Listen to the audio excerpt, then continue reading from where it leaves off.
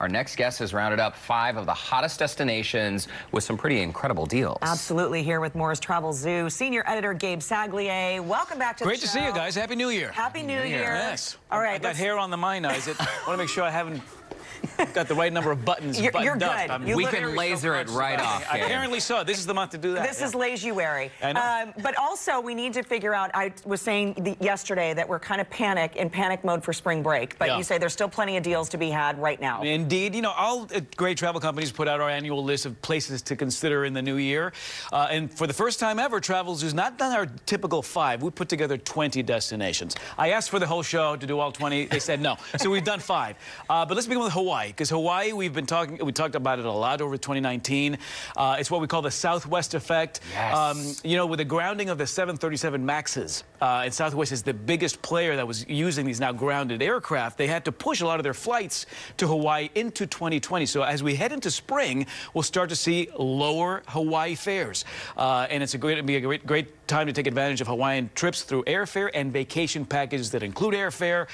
You know, a couple of years ago, if you're flying out of Houston to Hawaii, it was going to cost you $600 to $800. Right. Now we're looking at anywhere from 30 to 50% less in 2020, thanks to the increased competition and these new flights with Southwest.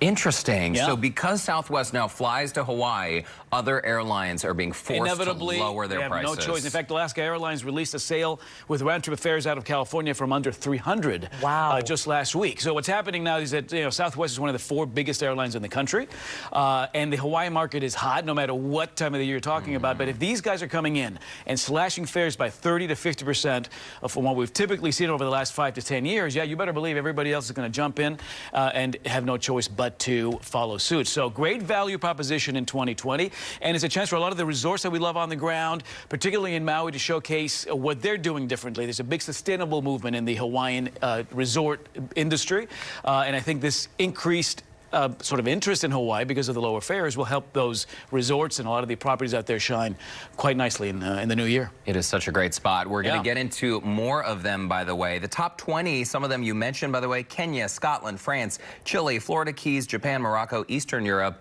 The list goes on, but we're going to drill down and get into 4 of those with Gabe right after this break. We'll be right back. That's good.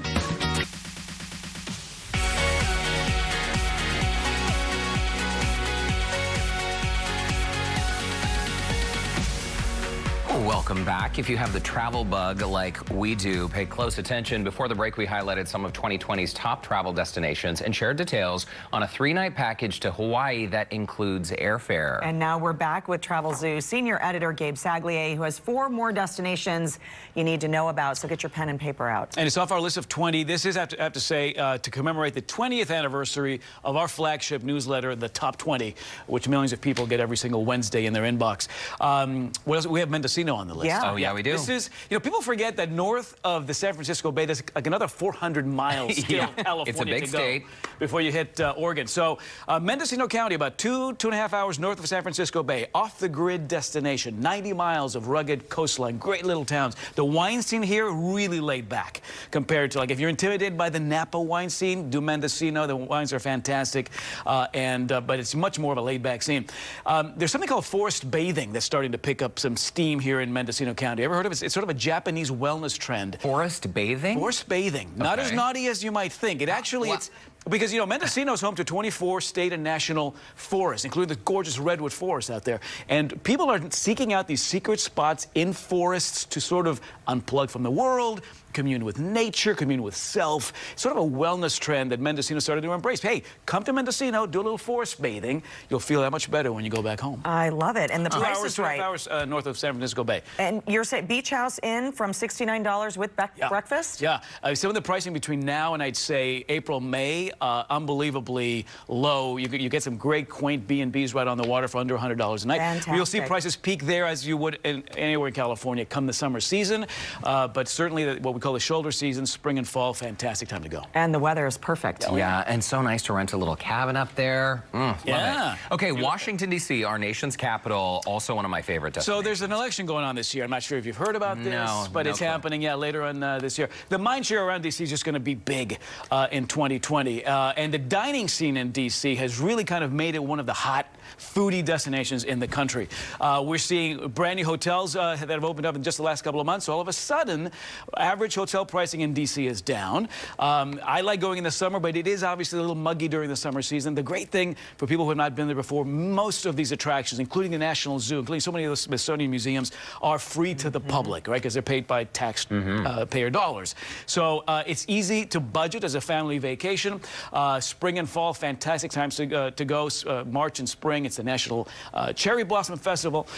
So some fantastic things going on, but it's the food scene and sort of just the political mindshare of 2020, no matter what side of the aisle you sit, that I think will make D.C. a destination of choice for a lot of folks this year. Yeah, some great energy going on there, too. No and doubt. The price is right. Some of these deals, 4- and 5-star hotels, you say under $100 a night. Absolutely. If you avoid going to D.C. when Congress is in session, that's why summer is particularly good. You'll find 4- and 5-star hotels under $100 a night. So you're getting that 5-star experience for the 3-star price, which is always kind of nice. Okay, next on the list, Sicily. So if you want to go to Italy, but you're worried about the crowds, this is a great alternative. So there is this growing movement against what people are calling overcrowding, over-tourism, and certainly Venice, Italy is at the sort of forefront of this, where too many people heading to these ancient towns and cities are beginning to have a bit of a negative effect. So for people who want to do Italy, sort of quintessential Italy, but maybe avoid some of these over-touristed destinations, Sicily becomes a great destination. Sicily's an island on sort of the toe portion of that Italian boot. And there's some wonderful, destinations there. Palermo is starting to get a lot of buzz. The beaches are fantastic. Some of the best seafood in the world you're going to find in Sicily. But again, it's an alternative to the Romes and the Venices for people who are looking for classic Italy with a bit more elbow room as you're traversing some of these gorgeous streets. And you say go now before kind of the year is up, right? The word is out. About 2 years ago, we were talking about Portugal. Portugal's now become pretty, people have gotten the word. Sicily, I think, you're going to see a lot of promotion, I think, this year. And in the next 1 to 2 years, we'll start to see increased foot traffic. This could be the perfect year to go and really sort of immerse yourself in that culture. Okay, I love it. And your eat last, up. Right? Lots of food. Eat up before you get there. Wear your eating pants. Okay, an alternative to the Caribbean, which I think is very interesting. Everybody loves the Caribbean, and we love Jamaica and the Dominican Republic, and but Curacao. So Curacao is our Caribbean alternative for 2020. It's one of the ABC islands, Aruba, Bonaire, Curacao, below the hurricane belt. So even during hurricane season, which is June through November, you're going to see almost no storms hit Curacao. Average year-round temperature, 81 degrees.